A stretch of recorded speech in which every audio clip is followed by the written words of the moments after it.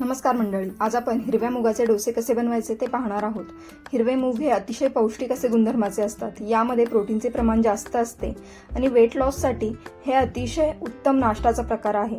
चला तर मग सुरुवात करूया। मुगाचे डोसे कसे बनवायचे त्याला सुरुवात करूया।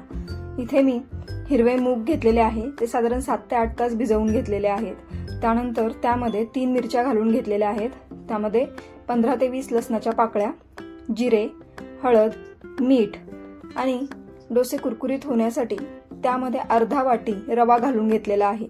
आता हे सर्व मिश्रण आपल्याला मिक्सरला छान बारीक करून घ्यायचे, अतिशय बारीक करायचे की जेणेकरून आपले डोसे कुरकुरीत आणि अतिशय सुंदर चवीला लागतात।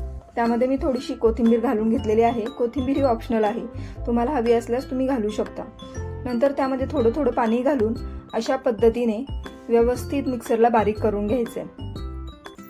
मूग या हिरव्या कडधान्यांमधून आपल्याला B12 तसेच प्रोटीन, विटॅमिन्स आणि मॅग्नेशियमचा स्रोत उत्तम प्रमाणात मिळतो। यामध्ये मुबलक प्रमाणात मॅग्नेशियम असल्यामुळे तुमची हृदयवाहिन्या किंवा हृदयाचे आरोग्य अतिशय चांगल्या प्रकारे कार्य करते। त्याच्यामुळे मुगाचे डोसे हे वेट लॉस करणाऱ्यांसाठी देखील अतिशय उत्तम आहेत। मुगाचे डोसे हे पचायला जड असतात, त्यामुळे ते खाताना बेताने खावे आणि त्यामुळे भूक जास्त लागत नाही आणि आपलं वेट लॉस लवकरात लवकर होतो। अशा पद्धतीने आता आपल्याला छान तव्याला ग्रीस करून घ्यायचे आणि त्यानंतर अशा कन्सिस्टन्सीमध्ये आपल्याला हे मुगाचं बॅटर जे आपण तयार केलेलं आहे ते साधारण 2 चमचे तव्यावर घालून घ्यायचे आणि साधारण 1-1.5 मिनिटांसाठी झाकण ठेवून शिजवून घ्यायचे। म्हणजे एकदा छान वाफ निघाली की हे अगदी इझिली तवा सोडून देतं आणि खूप छान पद्धतीने आपले मुगाचे डोसे तयार होतात। अशा पद्धतीने आपल्याला मुगाचे डोसे व्यवस्थित सगळ्या बाजूंनी तेल लावून काढून घ्यायचे आणि त्यानंतर पुन्हा एक डोसा आपण घालून घेणार आहे। हे तुम्ही मुगाचे डोसे हिरवी चटणी, शेंगदाण्याची चटणी, खोबऱ्याची चटणी तसेच सॉस, लोणचं किंवा दही यासोबत खाऊ शकता। नाश्त्यासाठी किंवा रात्रीच्या डिनरसाठी देखील अतिशय उत्तम पदार्थ आहे हा।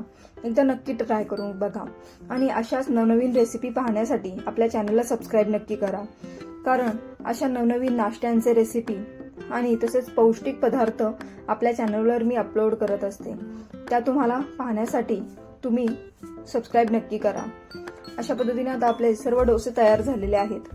हे मुगाचे डोसे दोन्ही बाजूंनी छान खरपूस भाजून घ्यायचे, जेवढे ते छान शिजतात तेवढे ते चविष्ट लागतात। त्यानंतर इथे मी बटर घेतलेलं आहे, तुम्ही तूप देखील घेऊ शकता आणि अशा पद्धतीने एन्जॉय करा। धन्यवाद।